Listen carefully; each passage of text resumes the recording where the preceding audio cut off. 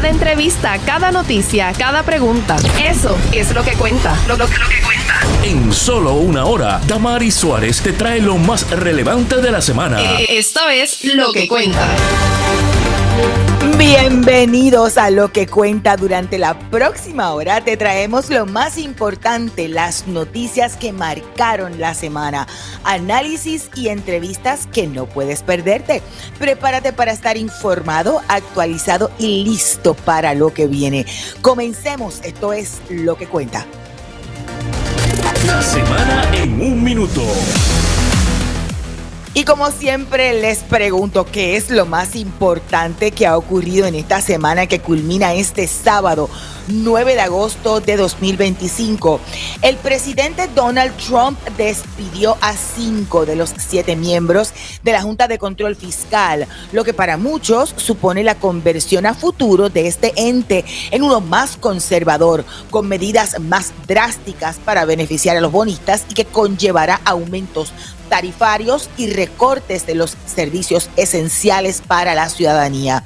Los despidos fueron al presidente de la Junta, Arthur González, Cameron McKenzie, Betty Rosa, Juan Sabater y Luis Ubiñas. Está en la cuerda floja el plan de ajuste de la deuda de la Autoridad de Energía Eléctrica. Bueno, este sábado la jueza del Tribunal del Caso de Bancarrota de Puerto Rico, Laura Taylor Swain, ha puesto en pausa la quiebra de la autoridad al suspender las fechas de pagos de consultores y ordenar a la Junta de Control Fiscal un informe completo sobre el efecto que podría tener la destitución de estos 5 de sus miembros. Iniciará el nuevo año escolar con retrasos en la reconstrucción de escuelas, las autoridades poniendo al día el ornato y las facilidades a solo días de que los estudiantes lleguen a los planteles escolares el miércoles 13 de agosto. Con el nuevo año se implementará la Ley 89 aprobada este 2025 que establece que los padres tendrán, y cito, el derecho exclusivo de seleccionar la forma y manera en que se educará a sus hijos en temas de sexualidad y afectividad. Que mucha preocupación dicha legislación y objeciones, dicho sea de paso, ha traído de académicos, defensores de derechos humanos y los sectores de la comunidad escolar. Además, están criticando la creación de un nuevo puesto, el principal oficial financiero en el Departamento de Educación. Dicen, representa un gasto innecesario y mayor burocracia. El Departamento de Seguridad Pública informó al alcalde de Aguadilla que removerán los fondos federales asignados a ese municipio mediante la operación Stone Garden como resultado de la aprobación de la Ordenanza 82 que declara el municipio como una ciudad santuario. El secretario de Seguridad Pública, Arturo Garfer, informó al municipio de la decisión mediante una carta el pasado 21 de julio. El Departamento de Justicia determinó no recomendar a la oficina del panel sobre el fiscal especial independiente una investigación en contra del secretario del Departamento de Recursos Naturales y Ambientales, Waldemar Quiles, por el manejo del caso de la Parguera. Según la determinación, no existe causa suficiente. La pasada semana, miles se dieron cita al Parque de las Ciencias en Bayamón para recibir a Débora Martorell, luego de haber hecho historia tras convertirse en la primera meteoróloga y periodista boricua en viajar al espacio en la misión SNS-34 de la empresa Blue Origin. Y el secretario general del PIB y ex candidato a la gobernación por la alianza, el licenciado Juan Dalmau, fue hospitalizado la noche del jueves luego de presentar un evento de salud inesperado que requirió evaluación médica.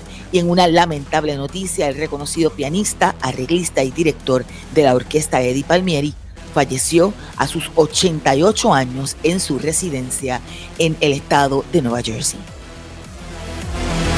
El mundo en síntesis. Bueno, el Gabinete de Seguridad de Israel ha aprobado un plan para tomar el control de Ciudad de Gaza. Anunció la oficina del primer ministro israelí Benjamín Netanyahu. La decisión de primeras horas del viernes marca otra escalada en la ofensiva de 22 meses y una historia de vida que lanzó Israel en respuesta al ataque del 7 de octubre de 2023. La guerra ya ha cobrado la vida de decenas de miles de palestinos, ha destruido además gran parte de Gaza y diversos sectores internacionales europeos, incluyendo gente de la Organización de las Naciones Unidas, han expresado su preocupación por la decisión adoptada por el gobierno israelí. Y un comité congresional de mayoría republicana ordenó a la secretaria de Justicia de los Estados Unidos que entreguen los archivos del caso por tráfico sexual de Jeffrey Epstein, así como las comunicaciones con el gobierno y los documentos de la muerte de este magnate. El expresidente Bill Clinton y la exsecretaria de Estado Hillary Clinton fueron citados también para comparecer ante el comité congresional en fechas destinadas en el mes de octubre. Los nuevos aranceles impuestos por el presidente de los Estados Unidos, Donald Trump, finalmente entraron en vigor el pasado jueves, imponiendo un mínimo tarifario de hasta entre 10% debo decir, y hasta 50%. Expertos plantean que podría provocar aumentos en los precios y una caída en la actividad económica. Los efectos en Puerto Rico, bueno, se podrían sentir tanto como a finales de este año. Además, Trump firmó otra orden ejecutiva para imponer aranceles que son adicionales a la India, luego de que ésta comprara petróleo ruso, y esto aumenta un 50% los aranceles a las importaciones indias, que entraría en vigor en esta ocasión a finales de este mes. Y el próximo viernes, Donald Trump anuncia se reunirá con el presidente ruso Vladimir Putin. Perspectivas. Para discutir algunas de las informaciones que hemos dado en este resumen de lo que entendemos cuenta durante esta pasada semana, ya conectamos con el profesor, investigador y sociólogo Emilio Pantoja. ¿Cómo está? Saludos y bienvenido a Lo que Cuenta. Estamos bien, gracias a Dios. Buenas tardes. Bueno, yo empiezo con lo de la Junta de Control Fiscal porque me parece una movida que puede... De hecho, cambia el panorama por completo en términos de cómo esa junta va a operar, a la luz de lo que algunos plantean, que el control que pueda tener Trump sobre la junta lo que va a hacer es poner esto peor todavía, con medidas que van a beneficiar más a los bonistas y afectar a la ciudadanía, y evidentemente tiene que ver con la oposición que ha tenido ciertos bonistas sobre las decisiones tomadas, incluso por el plan de ajuste de la deuda de la Junta de Control Fiscal. ¿Cómo usted lo ve? Cuénteme. Sí, ciertamente es un giro. Habíamos estado esperando el efecto de las políticas de Trump, ¿verdad? En términos de los recortes. Y Trump como que no había mirado hacia Puerto Rico hasta el momento. Y de momento, la primera mirada es como el rayo de Godzilla, ¿verdad? Es un golpe de mano donde se toma por asalto la Junta y se mueve, o esperamos que se mueva, en la dirección de los bonistas, en la dirección de los buitres, ¿no? Como dice, de los fondos de los hedge funds, como dice Lidia Velázquez. Así que esta no es una movida buena, no es favorable para Puerto Rico. Y lo que es interesante es que lo que han dicho es que este es el principio del fin de la Junta, lo cual podría ser, pero es el principio de la Junta no porque se logre un acuerdo favorable para Puerto Rico, sino porque se logra un acuerdo favorable para los fondos buitres. ¿Usted coincide con, por ejemplo, la propia Lidia Velázquez, que dice que esto es un resultado de estas peleas que han tenido los bonistas que insisten en que se puede pagar más la deuda de la Autoridad de Energía Eléctrica? Claro, y además sella, o sea, porque es como un golpe con efectos múltiples. Además sella en la dirección de que Puerto Rico, la energía en Puerto Rico va a ir en la dirección del gas y fortalece la posición de Fortress. Acuérdense que hay que acordarse que Trump es un capitalista, y es un capitalista a favor del sector más conservador y más rapaz del capital. Así que lo que ha pasado aquí es que de momento no solo los buitres, sino que la posición de Fortress se ha fortalecido. Claro, o sea que usted también entiende que la oposición o los cuestionamientos de los miembros de la Junta, por ejemplo, esos contratos de New Fortress, tuvieron que ver en esta decisión. Claro, tenemos que acordarnos que estos son corporaciones grandes y entonces que nosotros pensamos que New Fortress, que está a punto de la quiebra, que está débil. No, esta gente le paga a los congresistas por la vía de los cabilderos y esta gente tiene influencia en el Congreso. Y el Congreso es un Congreso trompista y por lo tanto esta gente se movió en esa dirección. Aquí ya lo había dicho el secretario de Energía que en Puerto Rico no iba a seguir en la dirección de la energía renovable y lo que decidieron fue moverlo en dirección de la energía de gas y además de eso le da ese control a New Fortress. Y oiga, esto ocurrió a ¿qué? Una semana y pico, 2 semanas como mucho, ya no tengo el tracto de la fecha, pero varias semanas después de una vista congresional. ¿Recuerda? Lo citaron. La vista congresional lo que hizo fue poner la mesa para servir la mesa. Y lo otro que es preocupante es que esto toma lugar 3 semanas después más o menos del secuestro del gas que hizo New Fortress en su momento. También. Así que es preocupante esto, de verdad que no es bueno para el pueblo de Puerto Rico. ¿Usted entiende que queda inoperante la Junta hasta que hayan estos nombramientos? Algunos plantean que podrían bajar en septiembre, otros dicen que no necesariamente tan cercano. ¿Cómo usted ve el asunto de habrá ya personas identificadas por Casablanca para sustituir a estos 5 miembros? Yo me imagino que hay una lista de precandidatos, no creo que se haya tomado esto, desde que se dieron las vistas congresionales debe haberse estado cocinando algo, es lo que sería razonable pensar. Así que me imagino que no es que vayan a bajar con prisa los nombramientos, pero ciertamente ya hay una plancha, están en el intercambio de quién tú quieres y quién quiero yo, los grupos que están ahora en ese proceso decisional, y me imagino que para septiembre sí deben estar los nombramientos. Yo hago la pregunta, ¿verdad? Hasta cierto punto es retórica, pero debía ser consultada la gobernadora que dijo que la Fortaleza no se le pidió opinión sobre la decisión del presidente Trump.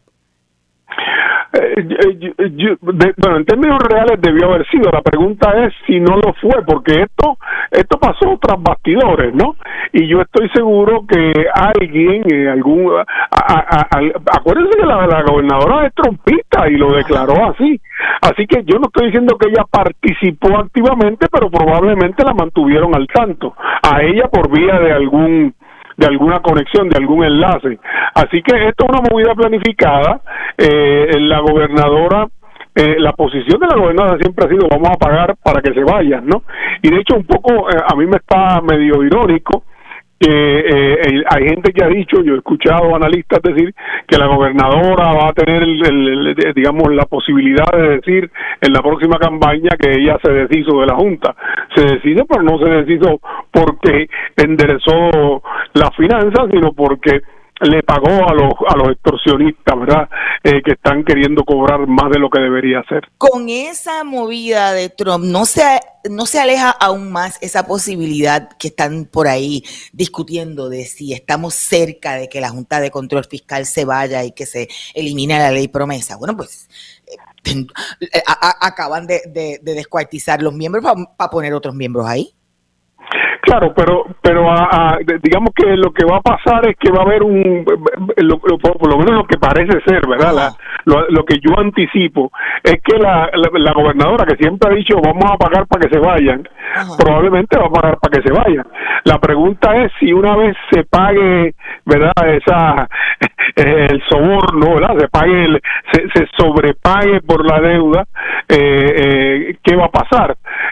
Si el Congreso entonces se va a deshacer de la Junta o si van a seguir con la Junta, porque hay un segundo elemento que es lo que Trump lo mencionó, y es que la corrupción sigue en Puerto Rico, porque uno de los problemas que hay es que aquí hay un sobrante, aquí hay una reserva supuestamente para pagar. Además de eso, se han seguido, por ejemplo, hubo aquello del reembolsable, donde sobró un dinero y se le dio a la gente un reembolso antes de las elecciones, que lo aprobó la Junta. A mí eso me estuvo extraño. O sea, usted está en quiebra, usted está negociando y los bonistas ven que usted tiene un sobrante que se lo devuelve a la gente. Eso es lo que quieren los bonistas y por lo tanto este es el resultado de ese hecho de que el gobierno no ha tenido no ha habido ningún ajuste fiscal real. Este es el presupuesto más grande, el mayor presupuesto en los últimos años fue el de este año, así claro. que ¿dónde está el ajuste? ¿Dónde está la austeridad? No ha habido austeridad, sigue la corrupción, siguen metiendo alcaldes presos y legisladores presos por la corrupción, así que no, o sea, aquí hay una presión y la pregunta es ¿qué va a pasar si se disuelve la Junta o si la Junta entonces toma un rol más activo en bregar con más allá de la deuda el problema de la corrupción en Puerto Rico? Yo escuchaba varias teorías, ¿verdad? Y una de las teorías es, pues, por ejemplo, que aquí se finiquite el asunto de la quiebra de la Autoridad de Energía Eléctrica con las cortapisas que ya vemos, ¿verdad? De posiblemente mayor austeridad para la gente, que la gente pague y se le paguen a los bonistas. Y eso lo puede resolver Trump poniendo a chichincles que le correspondan, ¿verdad? Le respondan a los bonistas. Lo que pasa es que la letra de la ley promesa dice que hay que tener 4 presupuestos balanceados y hasta el sol de hoy no los hemos tenido porque el presupuesto no puede ser balanceado cuando se presenta, tiene que estar balanceado al finalizar el 30 de junio. O sea, ¿añadiste o no añadiste una línea? ¿Quitaste o no quitaste una línea? ¿Tuviste que dar más dinero porque alguien se quedó sin el cash flow? Ese es el resultado de un presupuesto balanceado. Claro, pero y la pregunta es si efectivamente lo que va a pasar es que después que se resuelva el issue de la deuda y respectivo de los 4 o los 5 presupuestos balanceados, el Congreso va a derogar la ley promesa, que puede hacerlo, o si por otra parte entonces el Congreso, la nueva Junta va a dedicarse a mirar el problema de la responsabilidad fiscal del gobierno, que no ha sido ninguna. Aquí nunca ha habido, como dijimos, ¿no? El presupuesto más alto, nunca ha habido una reforma contributiva en Puerto Rico, la corrupción sigue rampante, así que francamente digamos es la gran incógnita. No sabemos lo que va a pasar. Nos intuimos que viene el pago a los bonistas, un pago alto, nos intuimos que viene un aumento para nosotros. Lo que no sabemos es qué va a pasar después de eso, si la Junta se va a quedar haciendo ajustes fiscales de verdad o si la Junta, el Congreso va a derogar la ley. A solo horas de lo que ocurrió con el presidente, o a solo días, debo decir, de estas destituciones, hoy trasciende que la jueza Laura Taylor Swain puso un alto en el proceso de quiebra de la Autoridad de Energía Eléctrica. Según los documentos sometidos en el caso de la quiebra de la autoridad, dejó en suspenso fechas límites que estaban ya establecidas por el tribunal para la paga que reciben ciertos consultores de la Junta de Control Fiscal. Y además le ha pedido a la Junta de Control Fiscal que le dé un informe completo sobre el efecto, ¿verdad?, que pueda tener la decisión del presidente de los Estados Unidos en la composición de la Junta en el caso. El informe, según la nota que publica en su edición digital el periódico El Nuevo Día de este sábado, deben presentar el informe al tribunal el 25 de agosto y el efecto es sobre si alguno, ¿verdad?, tiene la decisión presidencial. Algunos dicen que con 2 miembros no se puede operar y que por ahí está en la cuerda floja también el director ejecutivo. ¿Qué le parece esa decisión de la jueza? La jueza ha tomado una medida cautelar sabia. O sea, la jueza sabe que la Junta no está funcional. Eso de que la Junta sigue funcional, eso no es correcto, sin 5 miembros.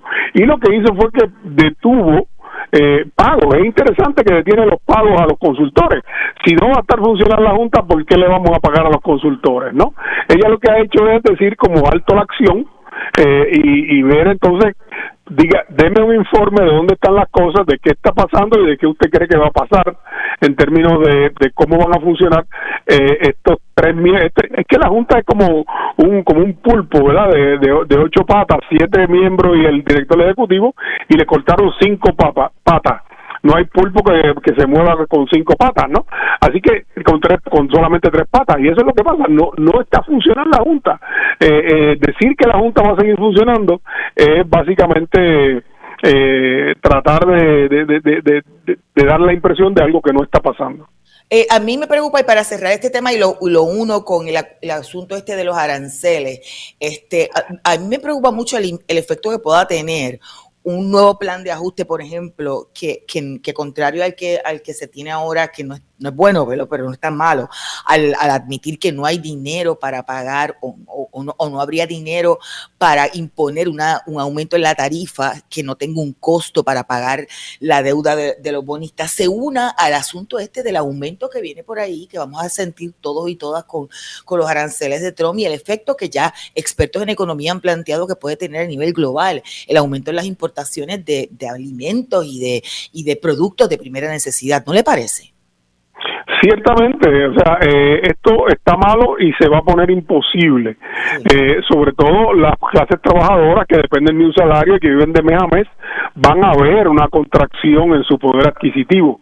Esto de los aranceles no es bueno, además sobre todo que la manera en que lo está manejando, estaba oyendo esto de que por haber comprado petróleo ruso le aumentaron los aranceles a la India. Eso es, el mundo había dejado de ser así. Las guerras de aranceles nunca han sido buenas para los consumidores. Y el mundo se había organizado de tal manera donde había un comercio más o menos liberalizado, con un mínimo de aranceles dentro de lo que había sido el régimen anterior, que se llamaba el GATT, ¿verdad? Así que lo otro que va a pasar, y eso a largo plazo, a mediano plazo, ni siquiera a largo plazo, lo que pasa es que todo el mundo quería venderle a los Estados Unidos. Estados Unidos es el mercado más importante del mundo, y todo el mundo quería acceder al mercado de los Estados Unidos, y en esta nueva globalización eso era muy fácil.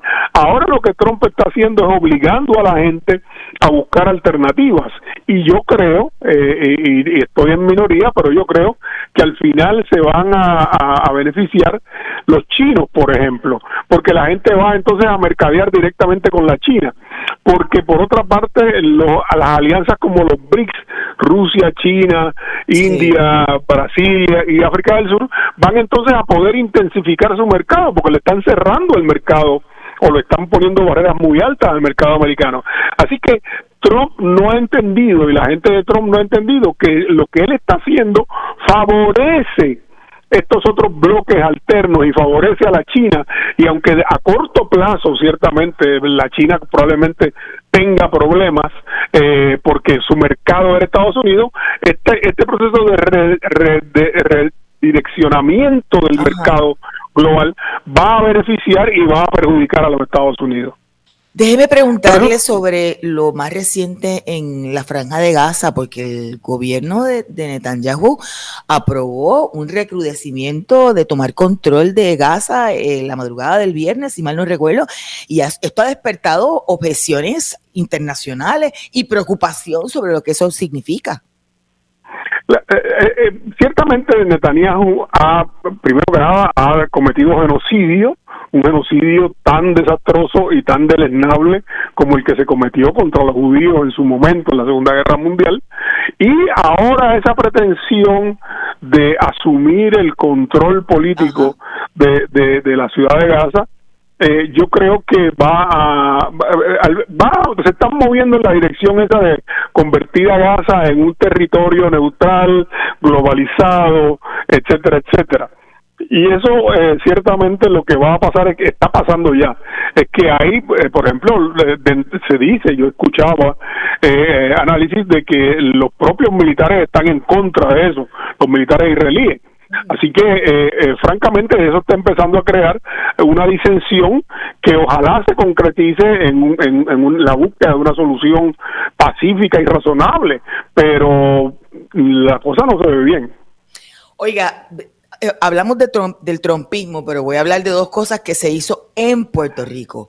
Uno, empezamos un nuevo año académico con la aprobación de una ley que pone a los padres y que se va a implantar en este año académico, dijo ya el secretario, la decisión de si quieren o no que sus hijos tengan educación sexual. Y además, el secretario de Seguridad Pública le informó a Aguadilla que le quitaron unos fondos federales por haberse decretado o declarado un municipio santuario.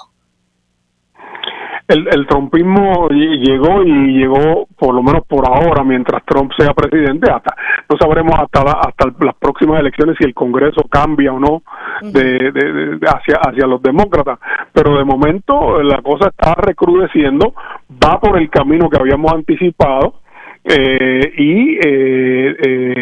Estamos sobre todo esta cuestión del Departamento de Salud, del Departamento de Educación. Es alarmante porque de verdad que pone a los maestros en un estado de alerta, es una especie de censura, ¿verdad?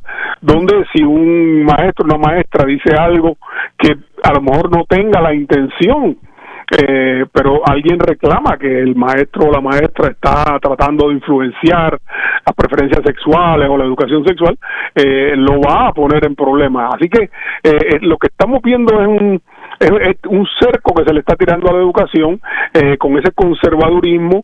Estamos viendo el triunfo del fundamentalismo cristiano, tanto evangélico como católico, y bueno, todas esas leyes además que se aprobaron, la de la libertad religiosa, etcétera, etcétera.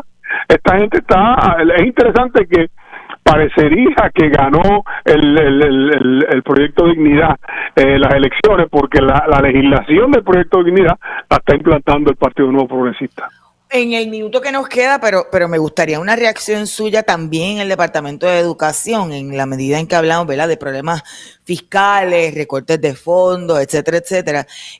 Yo no sé si le quieren poner SAR o principal oficial financiero del Departamento de Educación, como le llamó el secretario, pero oiga, algunos dicen que otro puesto más que se va a abrir para una convocatoria que va a costar dinero anual al departamento no resuelve porque representa un gasto innecesario y mayor burocracia, ¿no le parece? Bueno, a mí me está interesante porque recordemos la crisis aquella cuando votaron precisamente a este secretario que vino interinamente el senador Toledo, que estuvo básicamente 2 o 3 días de secretario porque no lo aceptaron, y se rumoraba, yo no tengo evidencia, de que él lo que se fue a firmar contratos, ¿verdad? Y los contratos estos para los amigos y los donantes, etcétera, etcétera. Y la pregunta es si el actual secretario es una persona que no anda con las componendas económicas, y lo que están haciendo es nombrando un oficial ejecutivo que es el contratista, ¿verdad? Que es el que va a utilizar, porque siempre se ha dicho que el Departamento de Educación es la ATH del Partido Nuevo Progresista. Y la pregunta es si este es el banquero. En realidad, ¿no? O sea, y se va a encargar de adjudicar esos contratos. Se va a encargar de los contratos, van a neutralizar, a marginar de la parte administrativa al secretario, que parece ser un buen secretario, al que no le gustan esas componendas económicas, y entonces le van a quitar esa responsabilidad para seguir utilizando el Departamento de Educación como la ATH del partido de gobierno. Esa es la pregunta que yo me hago, es una forma de pregunta, ¿verdad? No hay evidencia de eso, pero hay que mirarlo. Gracias, profesor, que tengo que hacer la pausa. Escuchaban al sociólogo e investigador Emilio Pantojas. Ustedes recuerden que nos pueden encontrar en las redes sociales como Lo que Cuenta con Damaris Suárez en Facebook, en X, en Instagram. Estamos en Threads y también en YouTube.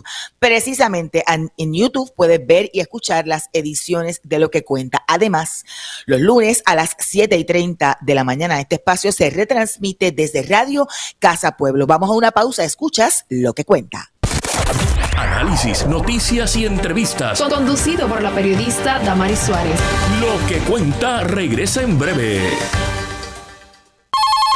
Mientras otras persiguen la noticia, nosotros nos llega la información de primera mano. Por eso, no hay mejor que Radio Isla 1320. Somos el sentir de Puerto Rico. Sé parte y comenta sobre la noticia en vivo. Búscanos en Facebook como Radio Isla TV y síguenos para que sin importar dónde estés, te enteres de la noticia primero con Radio Isla 1320, el sentir de Puerto Rico. Cuando el panorama es incierto, necesitas información, necesitas perspectiva, necesitas la verdad. En todo momento, a toda hora, aquí estamos. Radio Isla 1320, el sentir de Puerto Rico. Conéctate a radioisla.tv. Las noticias que quieras y la información que necesitas al alcance de tu mano. radioisla.tv. Somos el sentir de Puerto Rico. Movimiento Cooperativo en acción, con más de 30 años en el aire, sigue destacando las bondades del cooperativismo para una mejor calidad de vida. Sus líderes se comunican contigo a través de este espacio los sábados a las 6 de la tarde. Movimiento Cooperativo en acción, el programa del cooperativismo con José Luis Renta. Lo trae la Cooperativa de Seguros Múltiples, Vega Coop, Copaca, Bancoop y Cooperativa Naguabeña.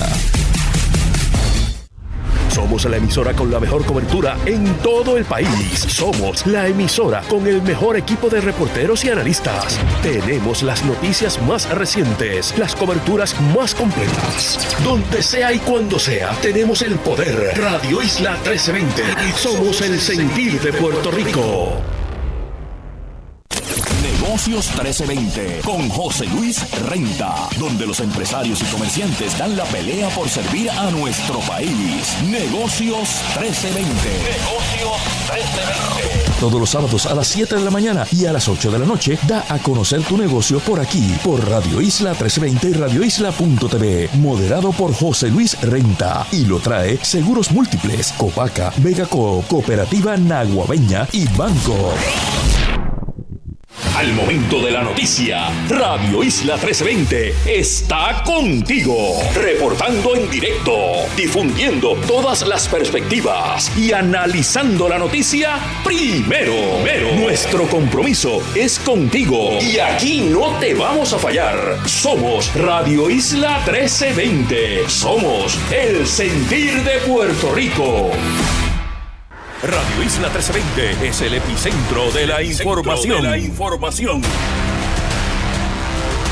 Porque detrás de cada historia, solo hay una que te lleva a cada detalle. Solo hay una que te brinda la información tal cual es. Radio Isla 1320. Somos el sentir de Puerto Rico.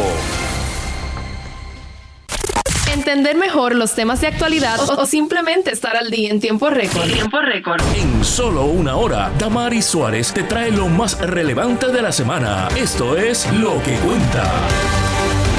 Así es, seguimos en Lo que Cuenta, el resumen de las informaciones más importantes de la semana en una sola hora, con análisis, entrevistas y mucho más. Esto es Lo que Cuenta. Trump destituye a miembros de la Junta de Control Fiscal y jueza Laura Taylor Swain pone en pausa la quiebra de la Autoridad de Energía Eléctrica. Solo días para que los estudiantes regresen al salón de clases en el inicio del nuevo año académico. Llueven críticas por la creación de nuevo puesto financiero en educación. Seguridad Pública quita fondos federales de Aguadilla por declararse ciudad santuario. Justicia no recomienda FEI para el secretario de Recursos Naturales por manejo del caso de La Parguera. Inmenso y de fiesta el recibimiento a Débora Martorell tras convertirse en la primera meteoróloga y periodista puertorriqueña en viajar al espacio. Hospitalizan al ex candidato a la gobernación por la Alianza Juan Dalmao. Muere uno de los pioneros de la salsa, Eddie Palmieri. En temas del mundo también, Israel aprueba un plan para tomar el control de Ciudad de Gaza. El comité del Congreso exige al Departamento de Justicia Federal que revele todo sobre el caso Epstein. Entran en vigor los nuevos aranceles de Trump y anticipan recesión económica y aumentos en precios. Y además, el presidente estadounidense anuncia se reunirá el próximo viernes con el presidente ruso.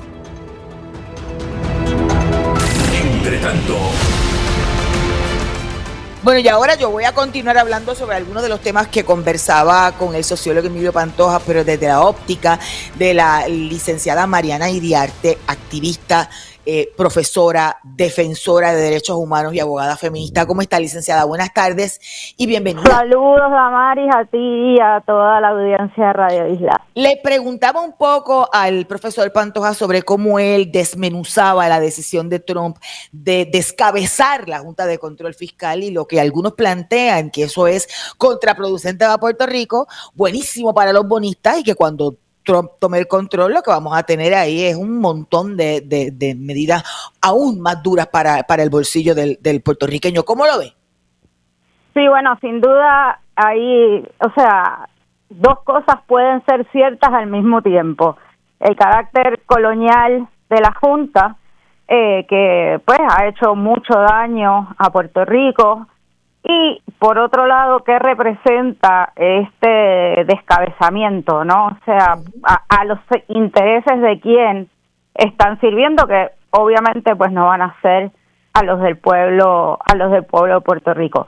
Así que sí, pues coincido, nos esperan tiempos difíciles y convulsos. Habrá que ver si estamos a la altura de los tiempos y tanto los políticos como el pueblo pues tienen el valor de enfrentarlos, ¿no? Y la voluntad, más que el valor, la voluntad política. Eso le iba a preguntar, ¿qué alternativas tenemos?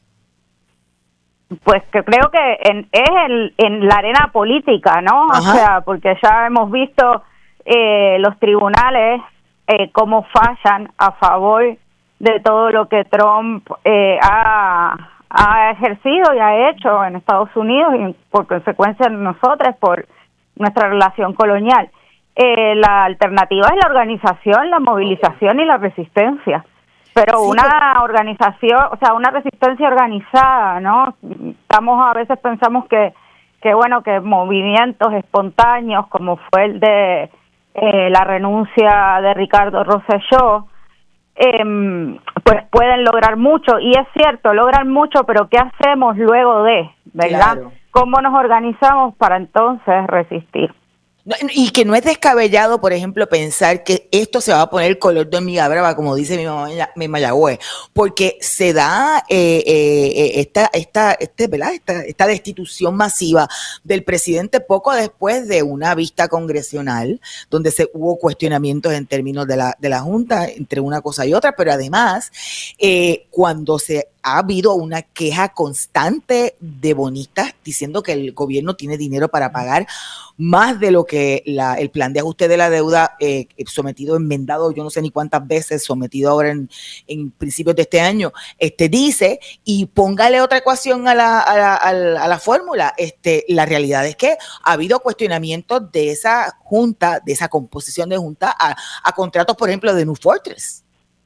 No, por supuesto, yo coincido totalmente en que esto se va a poner color de hormiga brava. Bueno, ya está de color de hormiga brava, o sea, va a ser bien difícil vivir en Puerto Rico si se cumplen las profecías, ¿verdad? O lo que una piensa que podría suceder. Ya vivir en Puerto Rico es carísimo, una está navegando todo el tiempo entre pagar la luz, pagar la hipoteca o el alquiler, el colegio de nuestros hijos, ¿no?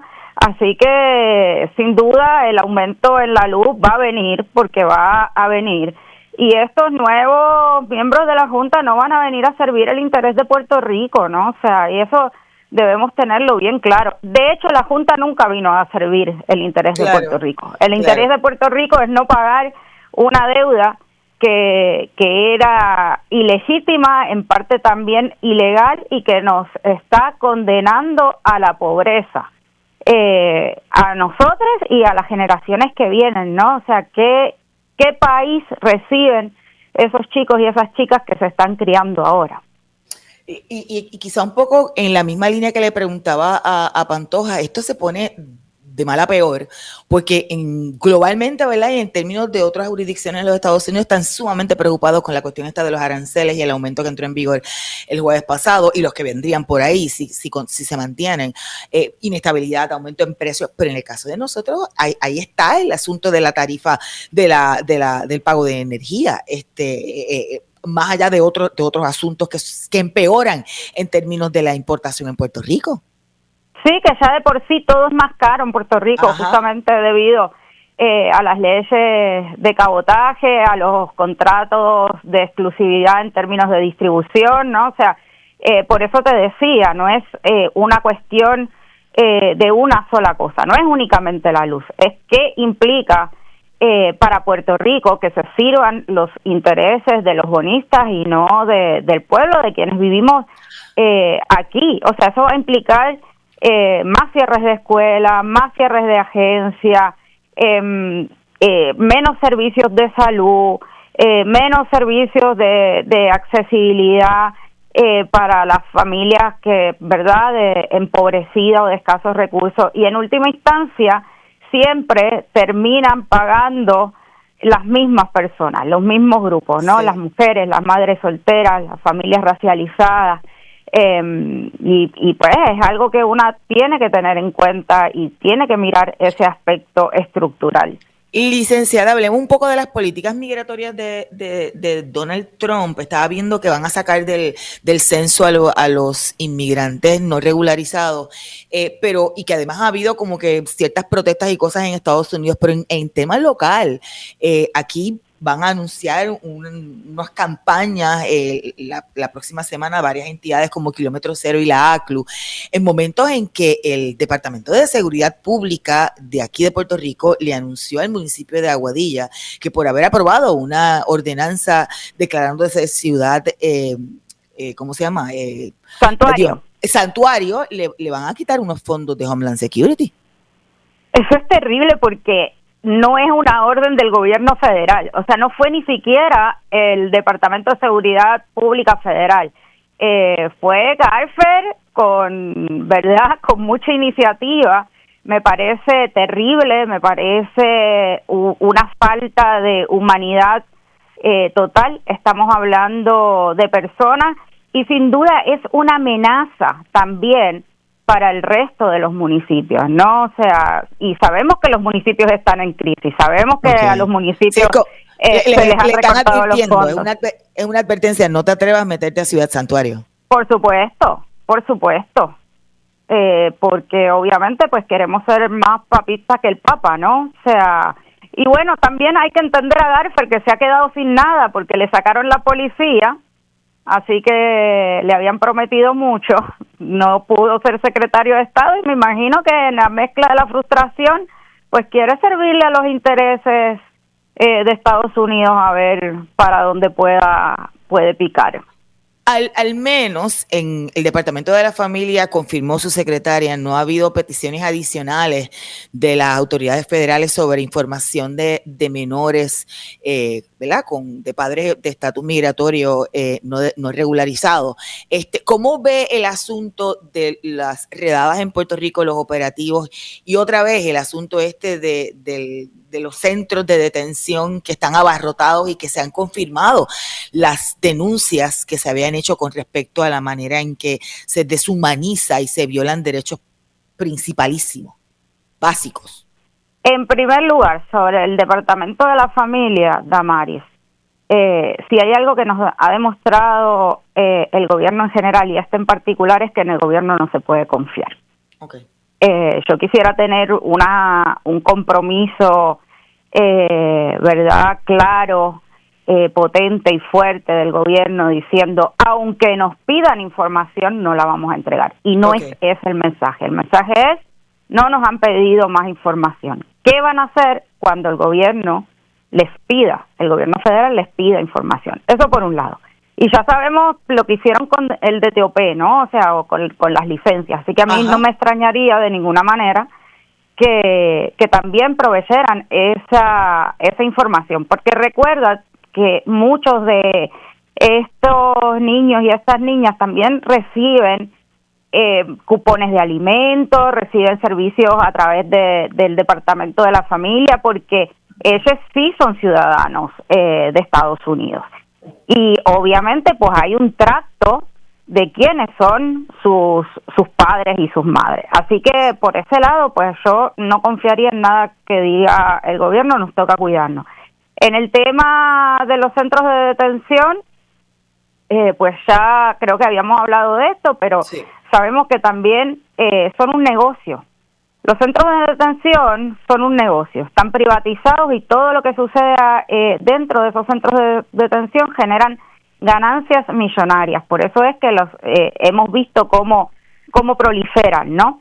En ningún momento ningún centro de detención ni ninguna cárcel está hecha o destinada para tratar a las personas que están ahí en confinamiento de manera humana. Pero en este caso, en el de los inmigrantes, se agrava aún más porque hay una deshumanización completa, empezando por la invisibilización de dejarlos de contar en el censo, por ejemplo, claro, ¿no?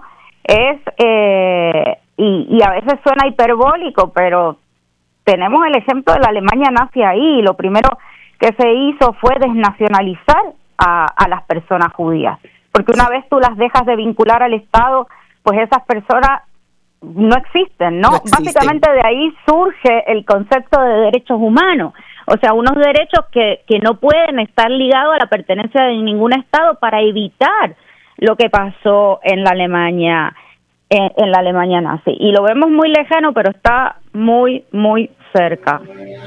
Me traiciona el tiempo porque tengo que marcar a mi próxima invitada, pero no quiero dejar de preguntarle qué le parece el que ahora este año se va a implantar la ley 89 en el Departamento de Educación, en la que limita la educación sexual en las escuelas. Un padre puede optar por sacar a un niño o a una niña o a un niño de una clase de educación sexual o de afectividad. Terrible, porque si hay algo que está comprobado es que la educación sexual integral, que no es otra cosa que educación sexual según las etapas de nuestras niñeces, previene los abusos sexuales. Y no solamente previenen, también permiten que estos niños y niñas que están siendo abusadas pues puedan manifestar y reconocer lo que les está pasando. Y eso a mí me resulta tan curioso, porque esa ley, la 89, va de la mano de otra ley que tiene que ver con la promoción de los programas militares dentro de las escuelas, la Junior ROTC, la ROTC, ¿verdad? O sea, destinar recursos a la promoción de esos programas. Ahora yo me pregunto, como madre antiguerra, antimilitarista, ¿también vamos a poder remover a los niños y niñas del salón? O sea, ¿qué vamos a hacer? ¿Cómo, en qué lugar queda la potestad de los padres y madres para educar? Y ahí tú te das cuenta de la hipocresía, ¿no? Porque quieren educar a sus hijos y también quieren educar a los hijos de las otras personas. Y no es educar, es imponer doctrina y creencias y demás. Así que yo me preocuparía mucho, también miraría con mucho cuidado estos sectores que se oponen a la educación sexual, justamente porque sabemos que dentro de la familia un problema que existe es que no necesariamente se educa, y cuando se educa no necesariamente se educa con información confiable y acertada. Así que hay que mirar con sospecha a estos sectores que se oponen, porque ¿por qué se oponen, no? O sea, yo miraría muy bien eso. Gracias, licenciada. Buen fin de semana. Escuchaban a la licenciada Mariana Iriarte, activista, profesora, defensora de derechos humanos y abogada feminista. Y de hecho, no me desvinculo de este tema porque voy a hablar precisamente sobre educación con la presidenta de la Federación de Maestros y Maestras de Puerto Rico, la profesora Mercedes Martínez. Saludos, bienvenida a Lo que Cuenta, profesora. Sí, para todos los que están sintonizando hasta ahora. Yo le voy a preguntar sobre esos temas que hablaba con la licenciada, pero quiero un poco primero decir que nos dé a esta hora más o menos lo que tiene la Federación de Maestros en términos de la situación de las escuelas a días de que lleguen los estudiantes. Pues mira, ¿estamos listos? El Departamento de Educación, como todos los años, menciona que está listo. Lamentablemente sabemos que en muchas escuelas esa no es la realidad. Siendo el departamento la agencia con el presupuesto más grande del país, es, ¿verdad?, inevitable uno preguntarse por qué todos los años iniciamos el semestre en las mismas condiciones. Y obviamente han habido algunos adelantos. Nosotros nos reunimos con el secretario con edificios públicos, con OMEP e infraestructura. La semana pasada, una reunión que nos convocaron para hacernos la presentación del Back to School, y sí han habido unos adelantos. Por ejemplo, pues han arreglado las columnas cortas en 602 escuelas. Ellos nos mencionaron que habían pintado más de 500 escuelas, habían retocado 188, habían trabajado el techo y sus filtraciones en 100 y pico. Las canchas nos dieron un número. Sí ha habido algún adelanto, sin embargo, la realidad es que esa debería ser la realidad para todas las escuelas de Puerto Rico, y no es así. Por ejemplo, la escuela Tomás Ongay, vocacional en Bayamón, fue convocada a la facultad el viernes a la primera reunión profesional fuera de la escuela, en un centro comunitario, porque la escuela a estas alturas la están pintando, están terminando de construir, la misma no está lista y los estudiantes no van a tener clase toda la semana que viene. El miércoles no se presentan, se les ha dicho que iniciarán el 20 de agosto porque no tienen la escuela preparada, porque a quien se le ocurre iniciar un trabajo de construcción y pintura a 3 semanas antes de que empiecen las clases. La escuela Petra Zenón de Faveri en Trujillo tiene problemas de capacidad energética, están buscando qué solución le van a dar, si van a poder estudiar la misma o no, porque al momento esto no trabajar. Los compañeros de la República del Perú en Toa Baja mencionan que tienen falta de árboles. Los compañeros de la Luis Muñoz Rivera de Utuado mencionan que hace años no se le da mantenimiento a los aires acondicionados, que es siglo XXI y hay muy poca ventilación por las ventanas de cristal. Y así puedo seguirte mencionando un montón de situaciones, pero de las más preocupantes, más allá de la infraestructura, sí han adelantado en pintura, en cuestiones que son también importantes. Sin embargo, cuando tú entras a la sala de clase en un país que está viviendo un calor extremo y que hay una ola de calor que se agrava año tras año y que no hay una solución para esta situación más allá de cuestiones a largo plazo. Ok. O sea, las escuelas no están actualizadas o listas con un plan a corto plazo para atender esta ola de calor. A corto plazo son medidas cosméticas, un aire, un abanico, pero si está a 110 grados, ese abanico lo que te bota es calor. O sea, el aire acondicionado es una necesidad, no es un lujo. Entonces dicen, no hay dinero, pero vemos que hay 139 millones para el síndico. ¿Quién sabe cuántos millones ahora para la nueva figura del SAR y la oficina que se han inventado, totalmente burocrática e innecesaria?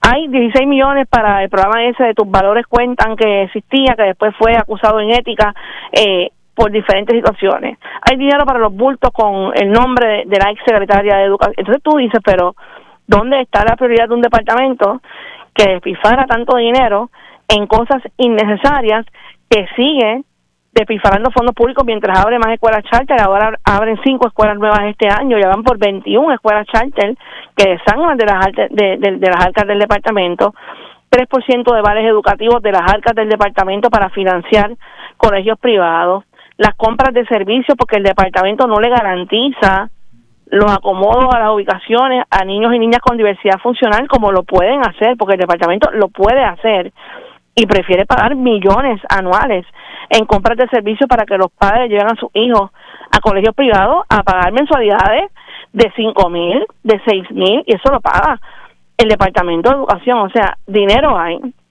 está malísimamente distribuido, las prioridades no están, y nos avecinamos a un inicio de semestre con una ola de calor exorbitante, con escuelas, estamos haciendo un censo ahora, que no cuentan con aire, o que si cuentan con los aires están dañados, o están instalados pero no se pueden encender porque no hay capacidad. Sí, instalados aires nuevos, eso pasa en la Marta Vélez de Fajardo, eso en la Gilberto Concepción de Gracia en Carolina, en la escuela José Robles Otero de Toa Baja hay 5 aires instalados sin poder conectar, en la Agustín Cabrera de Carolina, son muchas escuelas, en la escuela Herminia Rivera de Bayamón. O sea, ¿cómo es posible que inviertan y que no haya la capacidad energética? Y eso nos trae a otro problema grave, que es la privatización de la energía eléctrica en nuestro país, que mantiene no solamente al pueblo, sino a las escuelas sin luz, con constantes apagones que reducen el tiempo lectivo, que abundan y agravan la problemática del calor. Así que realmente tenemos un problema estructural, tenemos un problema de la privatización de lo que ha sido el sistema de educación a través de los vales, las charters, las compras de servicios y ahora de Luma, ¿verdad? Desde hace unos cuantos años atrás, que agravan las situaciones. Oiga, yo le preguntaba a la licenciada Iriarte sobre dos asuntos, bueno, le preguntaba sobre uno y ya planteó el segundo de igual forma, que son legislaciones que se han aprobado recientemente en el año académico actual, el que comienza el 13 de agosto. Ya el secretario ha dicho que va a implantar la ley 89, en la que pues obviamente los padres pueden decidir si seleccionan el que se van a educar sus hijos de un tema de sexualidad o afectividad, y también el asunto de la milicia. ¿Qué le parece? Es totalmente reprochable que la gobernadora de Puerto Rico haya convertido esas leyes en ley, que la legislatura, tanto PNP y PPD, y todos los que hayan votado a favor de esas legislaciones lo hayan hecho. Tanta necesidad que hay en la escuela pública y la importancia y relevancia que le han dado es cero. Sin embargo, para prohibir la educación sexual, como es la ley 89, que es tan importante, si un padre o madre determina que no se le dé esa educación a su hijo, eso es sumamente peligroso. Esto atenta contra una educación que se base en la ciencia y en los derechos humanos, fomenta la censura y fomenta la fragmentación de un currículo.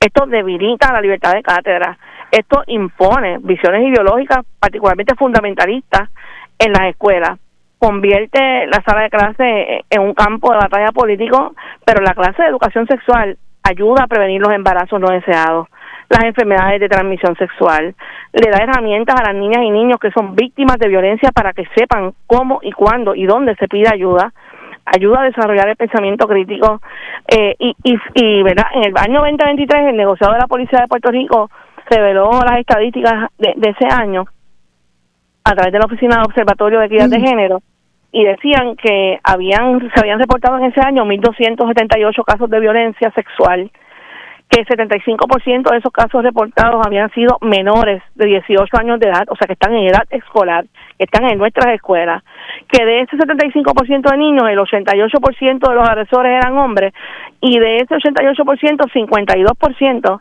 eran familiares, o sea, 52% de los agresores eran familiares y 33% eran conocidos. O sea que estamos hablando que el 85% de los agresores de niños menores de edad eran personas que eran conocidos, eran parte del entorno. Y que son las personas que probablemente puedan tomar decisión. Yo no quiero que a mi niño o a mi niña ahora le den educación sexual en la escuela. O sea, tú tienes un agresor, si es el padre, por ejemplo, si es el abuelo, diciendo no autorizo, o sea, es algo sumamente peligroso, es reprochable y deben de derogar. Las leyes se pueden derogar.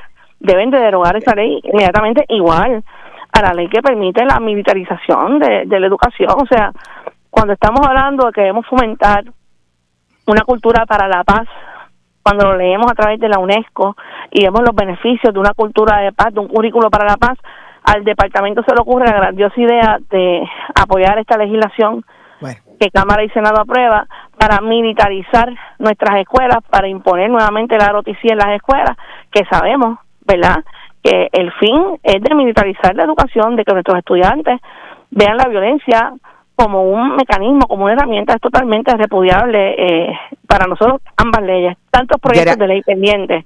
Gracias, profesora, que ya tengo que culminar el programa. Escuchaban a la presidenta de la Federación de Maestros de Puerto Rico, la profesora Mercedes Martínez. Gracias a la profesora, a todas y todos los invitados. Gracias a ustedes por la sintonía y gracias a Alexander Vigil, que ha estado hoy en la dirección técnica de este espacio. Recuerden que nos pueden encontrar en las redes sociales como Lo que Cuenta con Damaris Suárez en Facebook, X, Instagram, Threads y en YouTube. En YouTube puedes ver esta edición ya mismito y las ediciones anteriores de Lo que Cuenta. Y los lunes a las 7:30 de la mañana, la retransmisión de este espacio a través de Radio Casa Pueblo. Hasta aquí, Lo que Cuenta.